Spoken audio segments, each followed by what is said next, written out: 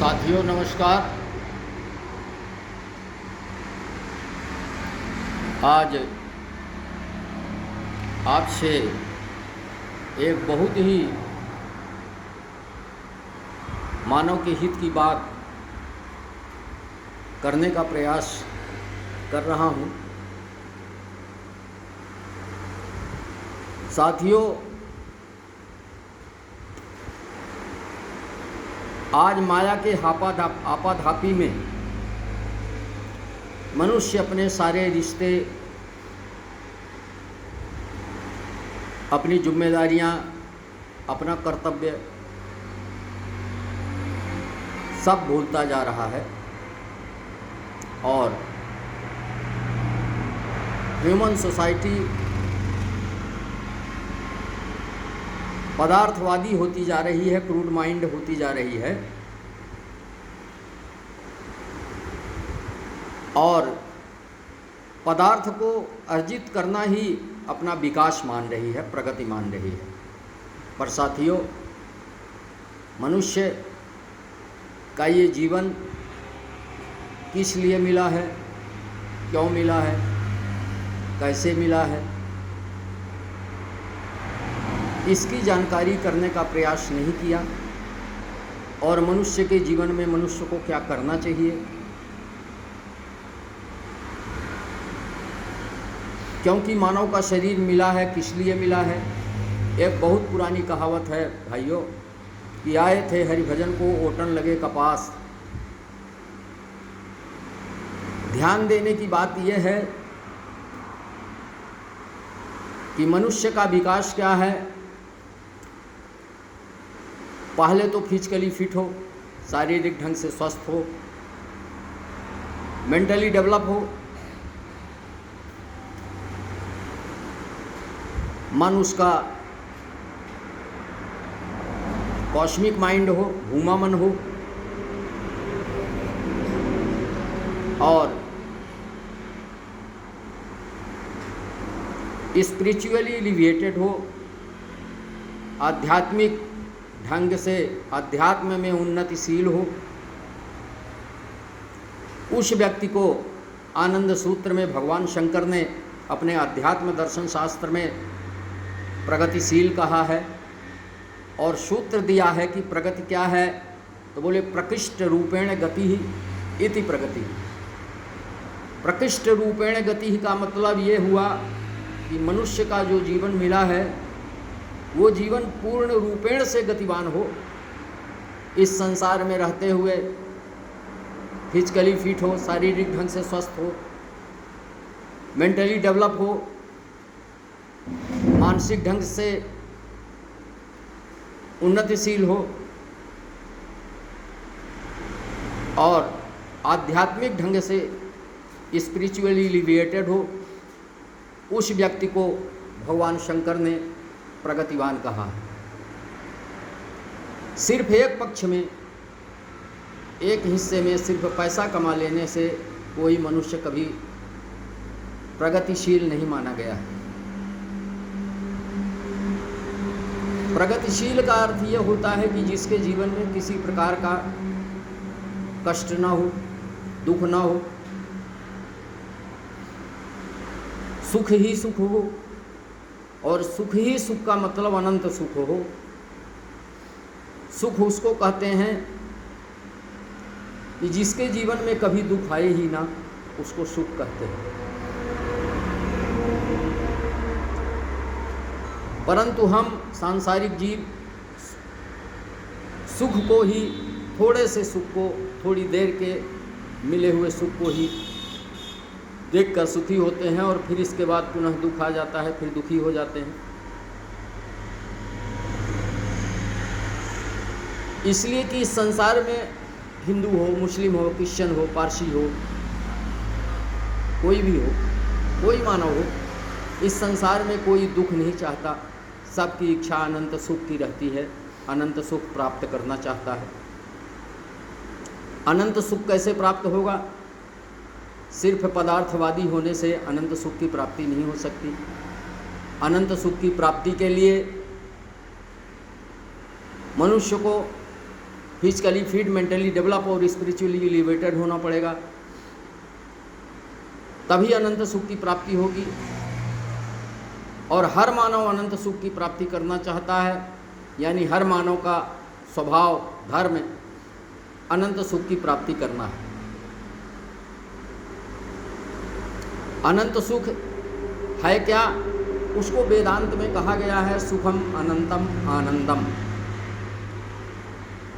जो मनुष्य को अनंत सुख की प्राप्ति हो जाती है उसको आनंद कहते हैं, यानी आनंद की प्राप्ति हो गई। आनंद क्या है? तो वेदांत में कहा गया है इत्याहु ब्रह्म आनंदम। परमात्मा की प्राप्ति करना ही आनंद की प्राप्ति है, अनंत सुख की प्राप्ति है। और हर मानव का स्वभाव है अनंत सुख की प्राप्ति करना। हर मानव ये चाहता है कि हमें अनंत सुख की प्राप्ति हो, हमारे जीवन में कभी दुख ना आए। और अनंत सुख की प्राप्ति करने के लिए आध्यात्म मार्ग में जाना होगा, और आध्यात्म मार्ग में जाकर के परमात्मा की प्राप्ति करने का जो उपाय है, जो विधि है, जो विधा है, जो क्रियाएं हैं, उन क्रियाओं में जब हम चलेंगे, उस मार्ग में जब हम चलेंगे, उस पथ की ओर जब हम अग्रसर होंगे, तब हमारे जीवन में अनंत सुख की प्राप्ति होगी। हमारे जीवन में कभी दुख आएगा ही नहीं। कबीर साहब ने कहा है कि मेरी चिंता हरि करें। जब परमात्मा मेरी चिंता करने लगेंगे तब ये मान लेना, आप सबकी जब चिंता परमात्मा करने लगेंगे तब ये मान लेना कि अब आपके जीवन में कभी दुख नहीं आएगा, सुख ही सुख की प्राप्ति होगी। और जो अनंत सुख की प्राप्ति होगी वही आनंद कहलाएगा, और जो आनंद की प्राप्ति होगी वही परमात्मा की प्राप्ति कहलाएगी। परमात्मा को प्राप्त करने के लिए सद्गुरुओं के शरण में जाना पड़ता है, ऐसा शास्त्रों का मत है। शास्त्र सम्मत बात यही है कि बिना गुरु की शरण में गए हुए किसी चीज़ की प्राप्ति नहीं होती, चाहे वो अक्षर का ज्ञान हो, चाहे वो किताबों का ज्ञान हो, डिग्रियों का ज्ञान, डिग्रियां हो।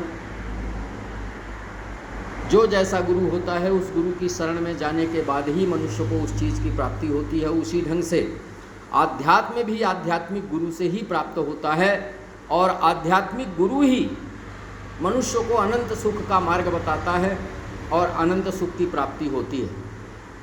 और मनुष्य तभी तन से, मन से और आध्यात्म से पुष्ट होता है, मजबूत होता है।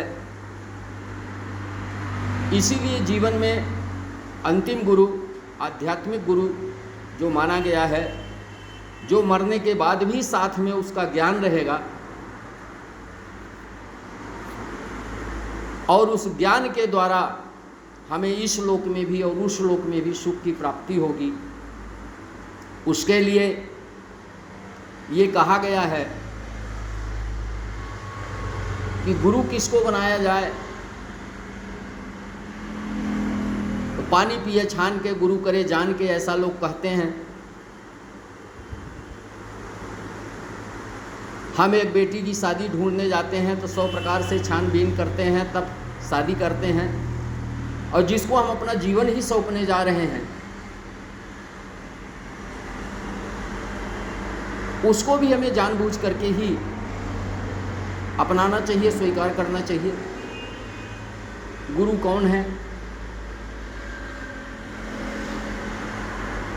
गुरु कैसा होना चाहिए, उसके लिए शास्त्रों में ये कहा गया है कि गुरु वही है जो मनुष्य के सारे दुखों को दूर करके अनंत सुख की प्राप्ति करा दे और मृत्यु के उपरांत मनुष्य के जीवन का, आवागमन का, जन्म और मरण का संकट दूर कर दे, कष्ट दूर कर दे। उसके पास ऐसा मार्ग हो कि उस मार्ग को अपनाने के बाद मनुष्य के ये सारे कष्ट दूर हो जाएं। वो गुरु कौन है? तो कहा गया है कि जो ये संसार रूपी उल्टा लटका हुआ वृक्ष है, जिसकी जड़ ऊपर की ओर है, पेड़ पत्ते तना शाखा सब नीचे की ओर है, जो उसका भेद बता दे, कि जड़ कौन है, पेड़ कौन है, पत्ता कौन है।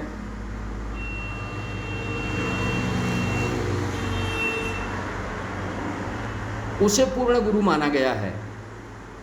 गुरु की पहचान यही है कि जो संसार रूपी उल्टा लटके हुए वृक्ष का भेद बता दे, यानी सृष्टि चक्र को बता दे,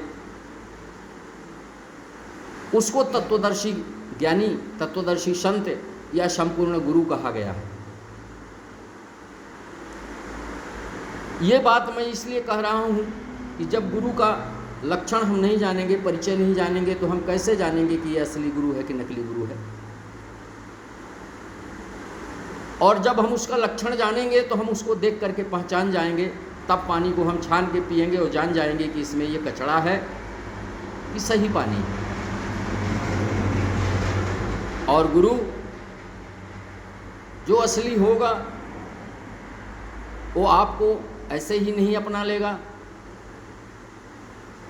वो भी आपको शिष्य बनाने के लिए, गुरु बनाने के लिए, चूँकि गुरु कभी शिष्य नहीं बनाता, चेला नहीं बनाता, गुरु सदैव गुरु बनाता है। गुरु अपने शिष्य को गुरु बना देता है। जैसे भृंगी कीड़ा दूसरे कीड़े के बच्चे को पकड़ करके भृंगी बना देता है, उसी प्रकार से गुरु भृंगी की जाती है और गुरु जो है शिष्य को गुरु बना देता है। उस गुरु के लक्षण यही है जो संसार रूपी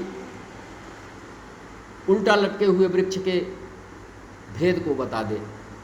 ये गुरु की पहचान है। दूसरा, इस संसार में कबीर साहब ने कहा है कि 2 अक्षर का भेद बतावे सद्गुरु पूरा सोई कहावे। जो 2 अक्षर का भेद बता देगा वो 2 अक्षर है कौन। यहाँ इस संसार में बहुत गुरु हैं, इस संसार में घूम रहे हैं, चंदन लगा करके, पोथी ले करके घूम रहे हैं, दौड़ रहे हैं। शिष्य को चूस रहे हैं, किसी प्रकार का कष्ट आ जाए उस कष्ट को दूर करने का, वो स्वयं अपने कष्ट को दूर करने का उपाय नहीं जान रहे हैं। शिष्य के कष्ट को दूर कैसे करेंगे। ये मैं किसी की निंदा नहीं कर रहा हूँ, ये तो मैं सच बोल रहा हूँ। सच बोलना कभी निंदा नहीं होती, क्षमा करें साथियों। वो जो 2 अक्षर है वो है क्या, वो 2 अक्षर क्या है। वो 2 अक्षर जो है गीता में लिखा हुआ है। जो तत्वदर्शी होगा उस 2 अक्षर का भेद बताएगा और भेद बता करके अपने शिष्य को विधि बताएगा। यहाँ लोग कहते हैं परमात्मा को पाने के अनेकों मार्ग हैं, परंतु ऐसा नहीं है। शास्त्र सम्मत बात होनी चाहिए। शास्त्र में परमात्मा को पाने के लिए मात्र एक ही विधि बताई गई है। जो एक विधि 3 विधि बनती है और 3 विधि के द्वारा जो है परमात्मा की प्राप्ति होती है। गीता में लिखा है कि ओम तत्सत इति निर्देशा त्रिविधि ब्रह्मण स्मृता। 3 विधि से जो है तो परमात्मा की प्राप्ति होती है। जो 3 विधि एक विधि बनती है, उसके अलावा इस संसार में और कोई विधि नहीं है। उस विधि को जो गुरु बता दे वो संपूर्ण गुरु है और वही पार उतारने वाला गुरु है, वही पार उतार सकता है। और वही हमारे जीवन में दैहिक, दैविक, भौतिक तीनों ताप का कष्ट दूर करता है और वही हमारे शरीर को कैसे पुष्ट करना है वो बताता है। मन को कैसे विकास करना है वो बताता है और अध्यात्म को कैसे उन्नतशील बनाना है वो बताता है। और मनुष्य जब तीनों चीज़ों में फिजिकली फिट हो जाता है, मेंटली डेवलप होता है, स्पिरिचुअली लिबरेटेड होता है, उन्नतशील होता है, तब मनुष्य प्रगतिशील कहा जाता है, उन्नतिशील कहा जाता है और प्रगतिवान कहा जाता है। साथियों, इस चीज़ को पाने के लिए मनुष्य को सारी चीज़ों को छोड़ना पड़ता है और गुरु के वचन में डट जाना पड़ता है। गुरु के वचन को संपूर्णतः अक्षरशः मानना पड़ता है, तब गुरु उस मार्ग को बताता है। जब तक आप गुरु की आज्ञा का पालन नहीं करेंगे, गुरु आज्ञा माने नहीं, चले अटपटी चाल। जो गुरु की आज्ञा नहीं मानता है, अपने मन से चलता है, अपने हिसाब से चलता है, अपने ज्ञान से चलता है, कान भर फुकवा लेता है, इसके बाद उसको गुरु की ज़रूरत नहीं पड़ती, गुरु को खुद ज्ञान देना प्रारंभ करता है। ऐसे शिष्यों का ना कभी उद्धार होता है और ना कभी प्रगति होती है, ना कभी विकास होता है। क्योंकि प्रगति तभी होती है जब गुरु की कृपा होती है। मंत्र मूलम गुरुर्वाक्यम, पूजा मूलम गुरुर्पदम, ध्यान मूलम गुरुर्मूर्तिम, मोक्ष मूलम गुरु कृपा। तो मोक्ष मूलम गुरु कृपा क्या है? कृपा का अर्थ होता है, क्री धातु पा प्रत्यय से कृपा बनी है। कृपा माने करना, तब पाना होता है। कृपा ऐसे कोई वरसती नहीं है। गुरु कृपा, गुरु जो मार्ग बताता है उस मार्ग को अक्षरशः जो पालन करता है तब उसको कृपा की प्राप्ति होती। कृपा शब्द उसको प्राप्त हो जाता है। यानी क्री माने करना, पा माने पाना। क्री धातु पा प्रत्यय से कृपा बना है। क्री माने आप करेंगे, तब आप पा प्रत्यय से आप प्राप्त करेंगे। साथियों, जब तक हम गुरु के वचन में नहीं डटेंगे, गुरु की आज्ञा का पालन नहीं करेंगे, गुरु की शरण में नहीं रहेंगे, गुरु से ज्ञान लेने का प्रयास नहीं करेंगे, कोई भी चीज़ बिना प्रयास के नहीं प्राप्त होती। खासतौर से आध्यात्म में तो गुरु के प्रति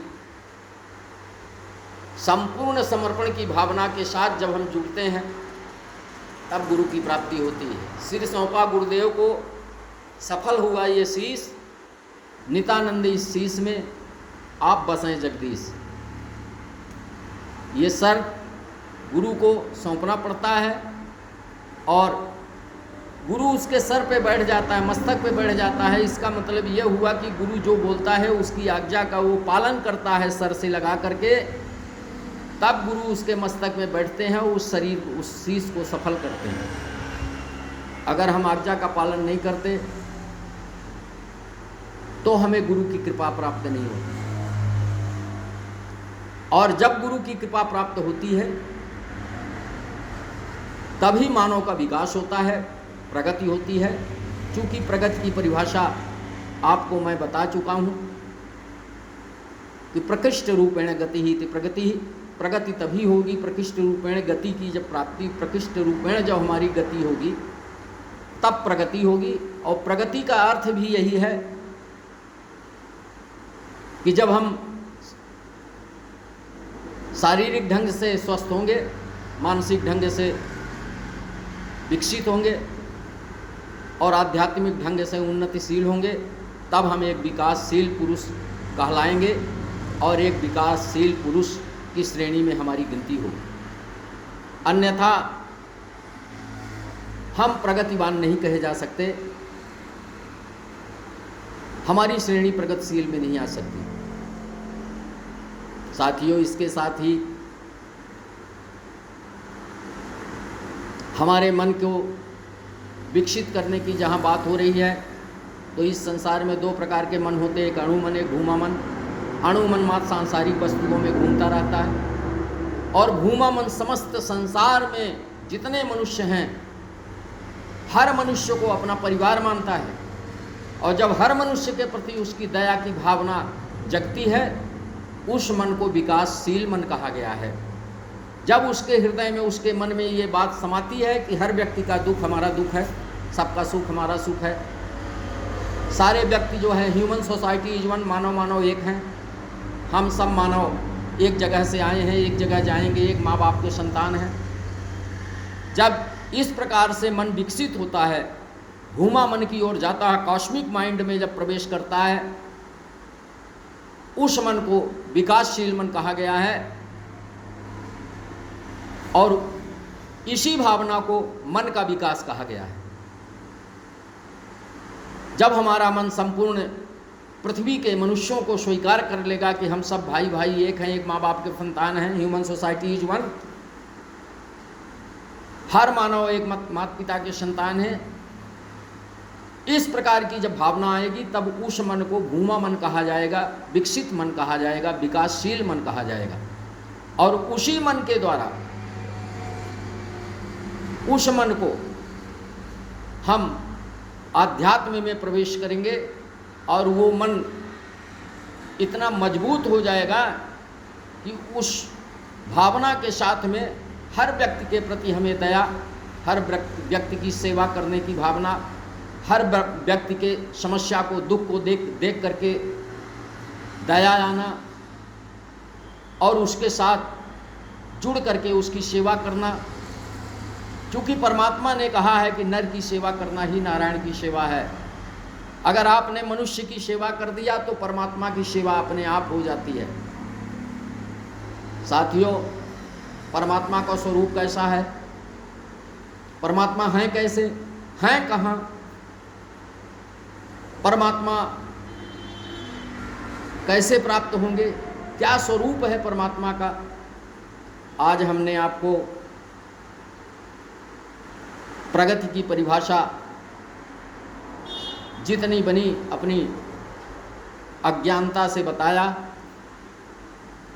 कल की कड़ी में आपको हम धर्म क्या है और परमात्मा क्या है, इस कड़ी को बताने का, समझाने का,